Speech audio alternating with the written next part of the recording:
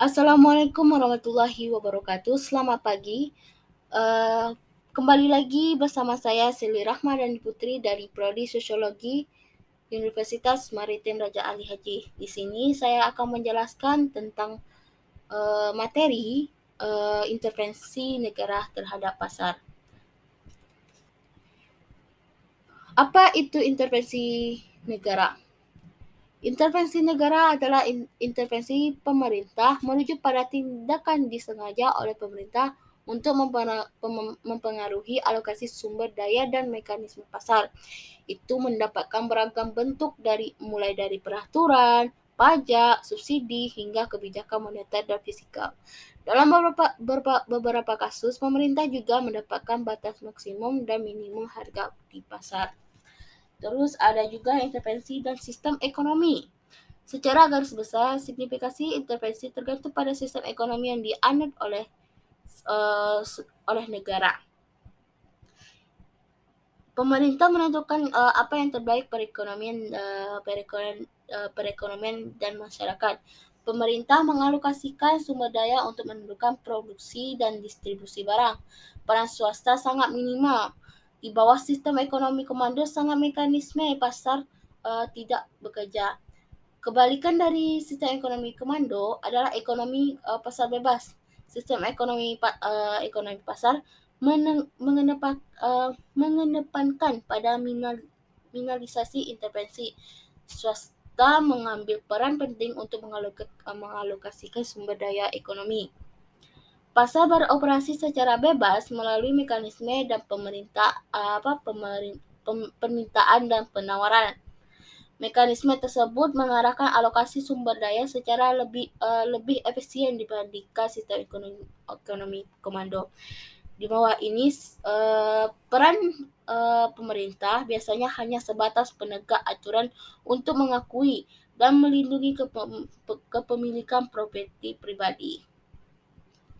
Selanjutnya itu ada sistem ekonomi campuran. Intervensi lebih beragam dibandingkan dengan ekonomi pasar. Tetapi lebih ekstrimnya ekonomi komando. Kenapa? Pemerintah memiliki peran begitu juga dengan swasta.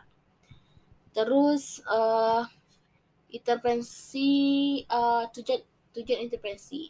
Di sini ada beberapa tujuan. Yang pertama, redistribusi pendapatan dan kekayaan, menyediakan barang publik, menyediakan lapangan persaingan yang adil, mengamankan dan memacu perekonomian domestik, melindungi konsumen, mengubah perilaku konsumen, melestarikan lingkungan, dan mencapai tujuan makroekonomi. Di sini ada beberapa cara intervensi pemerintah. Yang pertama itu kebijakan ekonomi, peraturan, pajak, kontrol, dan subsidi. Di sini akan saya jelaskan satu persatu.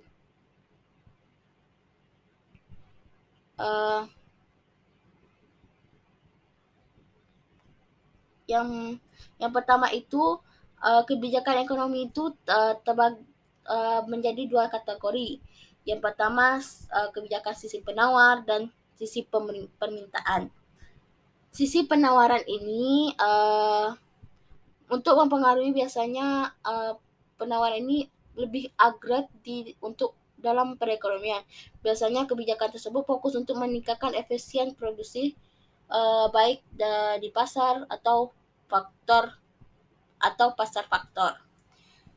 Terus ada kebijakan sisi permintaan. Sisi permintaan ini bertanggung jawab atas kebijakan fiskal melalui perubahan belanja pemerintah dan pajak. Sedangkan kebijakan moneter ini bertanggung jawab bank sentral atau otoritas moneter dalam berusaha mempengaruhi jumlah uang beredar pada perekonomian. Keduanya ini mempengaruhi perekonomian melalui efek terhadap pemerintah agregat. Untuk merangsang pertumbuhan ekonomi, pemerintah bank sentral mengadopsi ekspansional itu biasanya selama ekonomi lemah seperti resesi ekonomi. Opsinya adalah dengan menaikkan belanja pemerintah, menurunkan pajak,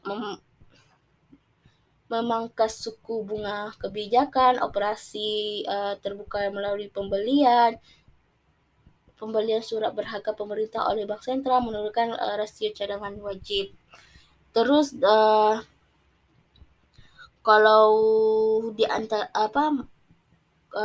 ada kebijakan kontrasional itu, yang pertama itu mengurangi belanja, kenaikan pajak, kenaikan suku bunga, kebijakan operasi pasar terbuka melalui penjualan surat berharga pemerintah dan bank sentral, menaikkan rasio wajib. Terus ada juga peraturan. Peraturan ini memastikan untuk perekonomian itu beraktivitas secara sehat. Beberapa peraturan bertujuan untuk aktivitas bisnis. Sementara itu untuk mengontrol aktivitas bisnis yang menghindari hasil yang tidak inginkan, mengeksternalitas negatif. Ada banyak variasi peraturan pemerintah, masing-masing mempengaruhi aktivitas ekonomi cara yang berbeda. Yang pertama, ketenaga kerjaan, lingkungan, perlindungan konsumen, persaingan, terus informasi dan pelaporan. Terus yang selanjutnya pajak. Pajak adalah sumber utama untuk mendapatkan pemerintah. Pemerintah ini menggunakan untuk membiayai sejumlah program untuk melunasi utang. Selain itu, mengoperasikan pemerintah menggunakan pajak untuk meningkatkan modal ekonomi, menyediakan barang publik seperti jalan, jembatan, kereta api, pembangunan taman, terus dan pertahanan nasional. Modal ekonomi ini tersebut vital meningkatkan kapasitas produksi perekonomian dalam jangka panjang. Pemerintah mengambil pajak ini wajib yang berasal dari sektor rumah tangga maupun sektor bisnis. Pemerintah dapat mengenakan secara langsung wajib ke pajak seperti melalui pajak penghasilan, pajak keuntungan, atau secara tidak langsung seperti dalam pajak penjualan dan pajak pertambahan nilai. Selanjutnya ada kontrol harga. Kontrol harga ini ada dua. Yang pertama plafon harga dan harga pasar. Plafon harga ini adalah membatasi harga maksimum untuk barang dan jasa. Pemasok tidak mendapatkan menggunakan harga lebih tinggi dari harga tersebut. Tujuan plafon harga ini adalah melindungi konsumen dengan memastikan keterjangkauan oleh sebanyak mungkin oleh konsumen. Contohnya harga sewa properti residensial. Terus selanjutnya harga dasar. Harga dasar ini adalah harga minimum yang dapat dikenakan suatu produk atau layanan.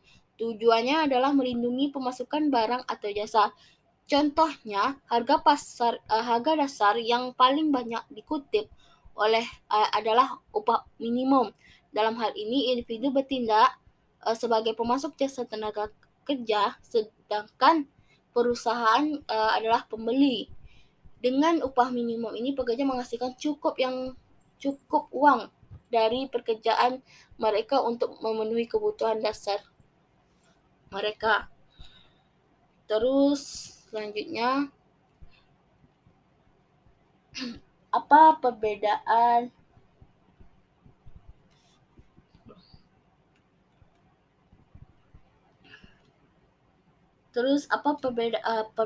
pendapatan di antara ekonomi?